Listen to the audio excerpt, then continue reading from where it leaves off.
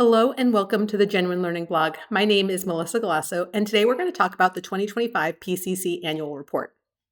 Now, the Private Company Council has been doing these last couple of years as part of their engagement process. Some of the feedback that they got when they did their review was that people wanted to kind of know what were their wins, what were their successes during the year. And so all of a sudden, this became a very interesting process. In terms of this, it was issued on March 16th of 2026. And again, it's a means to just increase stakeholder awareness and share wins, right? So that's really what they're trying to do here. And the chair had a really nice message, right? It says the PCC made important progress towards our primary strategic priorities in 2025. I am proud to present the 2025 PCC Annual Report, which highlights that progress. And so again, we're trying to highlight what are they doing, what impact have they had as a advisory body to the FASB. And so over the last year, they have completed two major projects, one of which was the amendments to CECL, and then significantly advanced research in three other areas. So those are still ongoing. And then they looked at 5 potential changes and ultimately decided that no further action was needed. So for the two completed items, measurement of credit loss for accounts receivable and contract assets, giving us a practical expedient and an accounting policy election to make it easier, particularly around those AR and contract assets when addressing the CECL standard. The second one was presentation disclosure of retainage for construction contractors. This did end up with a staff paper helping those who are impacted by the standard understand the application and give more consistency.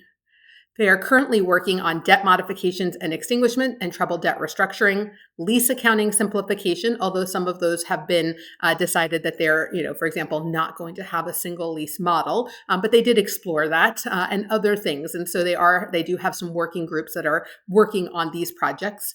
As well as subjective acceleration clauses and related disclosures, right? So these were from either RevRec, from leases, or again, that debt model. In terms of what they decided to not move forward on, interest method and determining the effective interest rate, weighted average disclosures, short cycle manufacturing, low value lease scope exception, and the optional single lease classification accounting model, right? So as you can see, some of the simplifications they've concluded just aren't feasible based on the work and the outreach that they have done. Because largely that's what they do. They are very much involved in these outreach engagements. You can see here that they held a PCC forum at the Engage conference. They met with the IMA. They met with financial institutions. They met with the Technical Issues Committee. They met with the AICPA group of 400. They met with the financial statement users for surety bonds, right? So they are trying to be out there and having these meetings and getting feedback in order to be able to understand what are the problems that private companies are facing and what can they do about it. They've also done 2 webcasts during the year. They wrote 3 articles. They had an interview that was done. They've done many presentations at state CPA societies. You likely saw a few of them if you attend some of those state society conferences. And then digital media, right? So they've had a lot of videos and webcasts that they are giving these updates periodically. So they're really trying to do that outreach. They're really trying to be more involved with private companies so that they can really represent them to the FASB. So if you're interested, you can take a look at the annual report yourself and kind of see what those wins are and some of the deliberations and outcomes. And if you have anything to suggest to the Private Company Council, you can email them at privatecompany@f-a-f.org. And that would be a great way to share your thoughts on what private companies need.